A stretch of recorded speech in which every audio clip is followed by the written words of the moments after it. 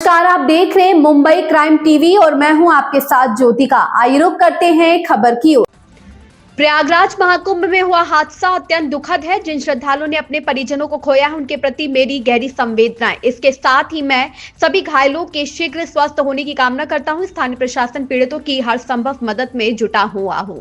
इस सिलसिले में मैंने मुख्यमंत्री योगी से बातचीत की है और मैं लगातार राज्य सरकार के संपर्क में हूं। महाकुंभ में पवित्र डुबकी के आस लिए महाकुंभ नगर पहुंचे श्रद्धालुओं की बढ़ती भीड़ को देखते हुए मुख्यमंत्री योगी आदित्यनाथ सहित प्रमुख संतों ने लोगों से खास अपील की है। योगी ने कहा कि श्रद्धालुगण मां गंगा के जिस भी घाट के समीप है वहीं स्नान करें, संगम नोच की ओर जाने का प्रयास न करें। स्नानार्थियों के लिए कई घाट बनाए गए हैं जहां सुविधाजनक रूप से स्नान किया जा सकता है।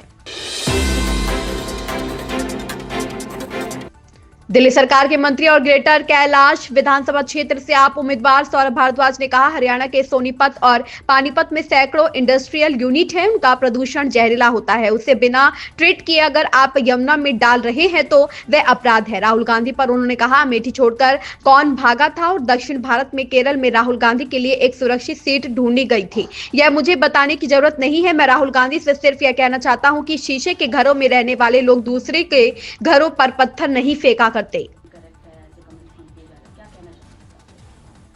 देखिए, मैं तो इतना कह सकता हूँ, एक अर्बन डेवलपमेंट मिनिस्टर होने के नाते पूरी जिम्मेदारी से ये बात कह रहा हूँ। हरियाणा के सोनीपत और पानीपत में सैकड़ों की तादाद में इंडस्ट्रियल यूनिट हैं और कानून ये कहता है कि उनका जो एफ्लुएंट बाहर निकलता है, उनका जो प्रदूषण बाहर निकलता है वो जहरीला होता है। उसको बिना ट्रीट किए अगर आप यमुना में डाल रहे हैं वो एक अपराध है। अब आप देखिए, ईश्वर सृष्टि का न्याय देखिए। जो भारतीय जनता पार्टी हमें यमुना के प्रदूषण पे पिछले 2 साल से उपदेश दे रही है, आज उस भारतीय जनता पार्टी की तीसरी बार हरियाणा में सरकार बनने के बाद उनकी पोल प्रकृति कैसे खोल रही है। मौनी अमावस्या से एक दिन पहले मंगलवार को ही महाकुंभ नगर दुनिया का सबसे अधिक आबादी वाला शहर बन गया। मौनी अमावस्या के दिन तो दुनिया के 3 सबसे बड़े शहरों की कुल आबादी को पार करने की उम्मीद है। देश में सबसे अधिक आबादी दिल्ली की 2.93 करोड़ है। दिल्ली दुनिया का दूसरा सबसे अधिक जनसंख्या वाला शहर है। दिल्ली से अधिक जापान की राजधानी टोक्यो की आबादी 3.74 करोड़ है। केंद्रीय मंत्रिमंडल ने 16,300 करोड़ रुपए के खनिज मिशन को मंजूरी दे दी है। केंद्रीय मंत्री अश्विनी वैष्णव ने बुधवार को इसका ऐलान किया। इसके साथ ही कैबिनेट ने सी श्रेणी के भारी गुड़ से उत्पादित एथेनॉल की एक्स मिल कीमत 56.28 रुपए प्रति लीटर से बढ़ाकर 57.97 रुपए प्रति लीटर करने को भी मंजूरी दे दी है। सरकार की ओर से निर्धारित एथेनॉल की कीमतें 2022 से 2023 एथेनॉल आपूर्ति वर्ष के बाद से नहीं बढ़ाई गई थी। गन्ने के रस, बी हैवी गुड़ और सी हैवी गुड़ से उत्पादित एथेनॉल की वर्तमान दरें क्रमशः 65.61 रुपए, 60.73 रुपए और 56.28 रुपए प्रति लीटर है।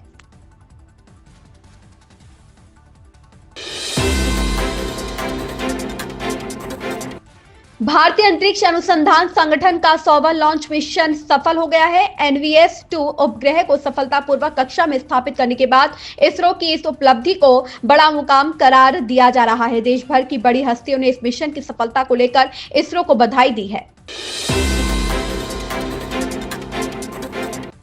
बीड सरपंच हत्याकांड इस समय महाराष्ट्र की राजनीति में सबसे बड़ा मुद्दा बना हुआ है। इस मामले में महाराष्ट्र सरकार में मंत्री धनंजय मुंडे के करीबी सहयोगी वाल्मीकि कराड को भी आरोपी बनाया गया है। फिलहाल वाल्मीकि कराड न्यायिक हिरासत में है। वाल्मीकि कराड का नाम सामने आने के बाद से ही मंत्री धनंजय मुंडे विपक्षियों के निशाने पर है। वहीं अब मुंडे ने कहा है कि वह कैबिनेट से इस्तीफा देने को तैयार है।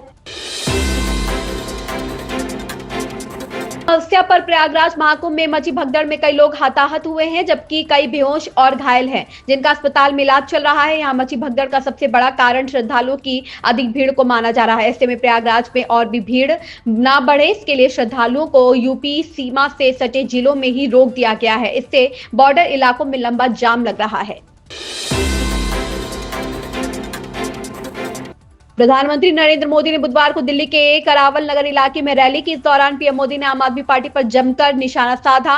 पानी में जहर मिलाने के बयान पर आम आदमी पार्टी को पीएम मोदी ने घेरा। वहीं जनसभा संबोधित करने पीएम मोदी जब मंच पर पहुंचे तो पटपड़गंज विधानसभा सीट से भाजपा प्रत्याशी रविंद्र सिंह नेगी ने पीएम मोदी के पैर छुए। इसके बाद पीएम मोदी ने भाजपा प्रत्याशी रविंद्र नेगी के 3 बार पैर छुए। इसका वीडियो सोशल मीडिया पर वायरल हो रहा है। दुष्कर्म के आरोपी कांग्रेस सांसद राकेश राठौर की अग्रिम जमानत याचिका पर बुधवार को हाईकोर्ट में सुनवाई हुई। यह सुनवाई न्यायाधीश राजेश कुमार सिंह की कोर्ट ने की। सांसद की ओर से अधिवक्ता अतुल वर्मा, सोमेश त्रिपाठी व अरविंद वर्मा ने पक्ष रखा। वहीं पीड़िता की ओर से शासकीय अधिवक्ता ने बहस की। सिंगल बेंच ने सुनवाई के बाद सांसद की याचिका को खारिज कर दिया है और 2 सप्ताह में आत्मसमर्पण करने का आदेश दिया। इस खबर में बस इतना ही। बने रहिए मुंबई क्राइम टीवी के साथ।